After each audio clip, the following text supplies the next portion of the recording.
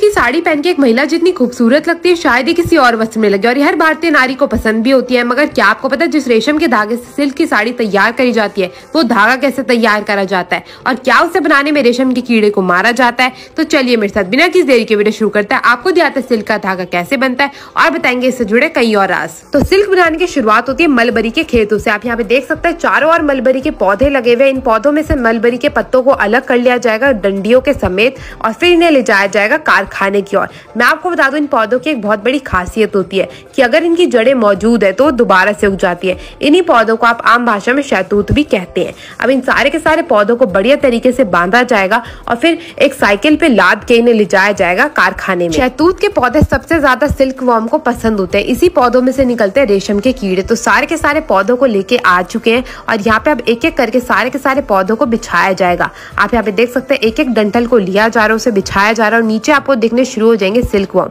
यहाँ पे अब ये बहुत छोटे छोटे हैं। इन्हें करीब करीब 15 दिन के लिए ऐसे ही बंद कारखाने में रखा जाएगा और तब जाके वो उगेंगे, मतलब बड़े हो जाएंगे। करीब करीब अपने साइज से 10 सेंटीमीटर तक ये बड़े हो जाते हैं और मोटे भी हो जाते हैं। बीच बीच में इनकी जांच करी जाती है कि वो अच्छे से उग रहे हैं, मतलब बड़े हो भी रहे हैं या नहीं, और ये पौधे खा भी रहे हैं या नहीं।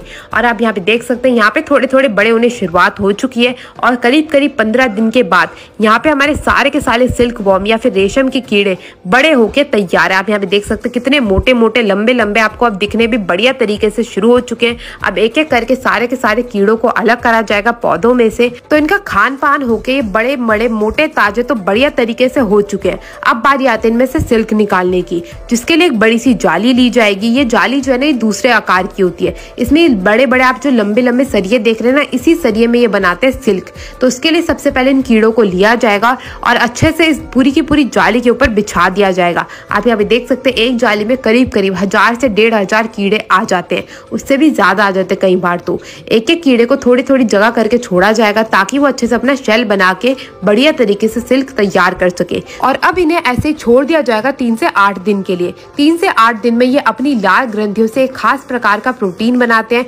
जिससे सिल्क का या फिर रेशम का धागा बनता है। आप यहाँ पे देख सकते हैं 8 दिन हो चुके हैं। अभी आपको दिखेंगे हर कीड़े के ऊपर ये पीला पीली से आपको परत दिखनी शुरू हो चुकी है।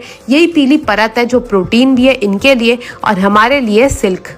मगर अगर आप ध्यान से देखेंगे तो यहाँ पे हर एक कीड़ा अभी तक जिंदा है, क्योंकि सिल्क का जो कीड़ा होता है ना वो ऐसे नहीं मरता। उसको मरने में करीब करीब 10 से 20 दिन और लगेंगे। तो उसके लिए अगर आप देखेंगे सारे के सारे सिल्क के कीड़ों को निकाल लिया जाएगा इस जाली से अलग करने के बाद इन्हें ले जाया जाएगा इन्हें उबालने के लिए। तो सबसे पहले इन्हें ऐसे ही रख दिया जाता है कि कुछ कीड़े अपने आप ही मर जाएं। इस प्रोसेस के लिए इन्हें कम से कम 5 दिन के लिए ऐसे ही छोड़ दिया जाता है।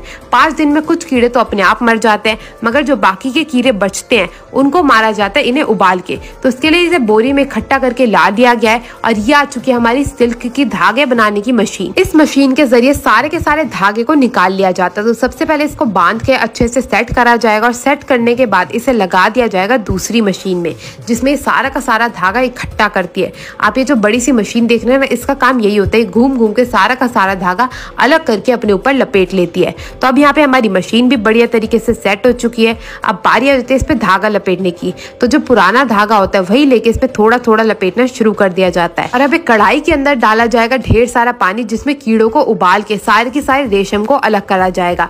तो यहाँ पे हमारी अंगीठी भी तैयार है। अब धीरे धीरे करके कीड़ों को लिया जाएगा और उनको अलग कर करके उबालने के लिए पानी के अंदर डाल दिया जाएगा। आप यहाँ पे देखेंगे कैसे कीड़े तड़प तड़प के अपनी जान दे देते हैं जो बचे होते हैं, और बाकी का जो कीड़े होते हैं वो खुद ही मर चुके होते हैं। तो उनको तो कोई फर्क ही नहीं पड़ता। अब ये जो पीली पीली परत है ये है हमारे रेशम के धागे। इनको उबाल के अलग करा जाएगा। उबालने से क्या होता है ना, वो सारी की सारी रेशम खुद ब खुद छोड़ देते हैं। और ये जो आप धागा देख रहे हैं ना, यही है रेशम का धागा जो आगे चल के अलग अलग प्रकार की सिल्क की साड़ी बनाता है। मैं आपको बता दूं इंडिया जो है ना, सिल्क प्रोडक्शन में 2nd नंबर पे आता है और 1st नंबर पे है चाइना, जिन्होंने सिल्क की खोज की थी। अब एक एक करके सिल्क के सारे कीड़ों में से सिल्क को अलग करा जाएगा। रेशम के धागों को बिल्कुल छान लिया जाता है। इसी पानी में उबाल के सारे कीड़े जो है वो इसी में अलग हो जाते हैं और जो रेशम के धागे वो आगे चले जाते हैं, उन्हें हाथों की मदद से निकाल निकाल के आगे भेजा जाता है इस बड़ी सी रील पे, जहाँ पे ये धागे लपेट लपेट के सिल्क की रीलें तैयार करते हैं। मतलब रेशम के धागों की जो रीलें होती है ना, वो तैयार करी जाती है।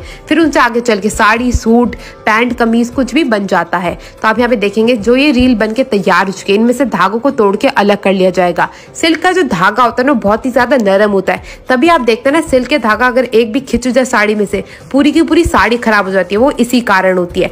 आपको कैसी लगी वीडियो जरूर बताइएगा। मैं मिलती हूँ अगली वीडियो में, तब तक के लिए टेक केयर, गुड बाय।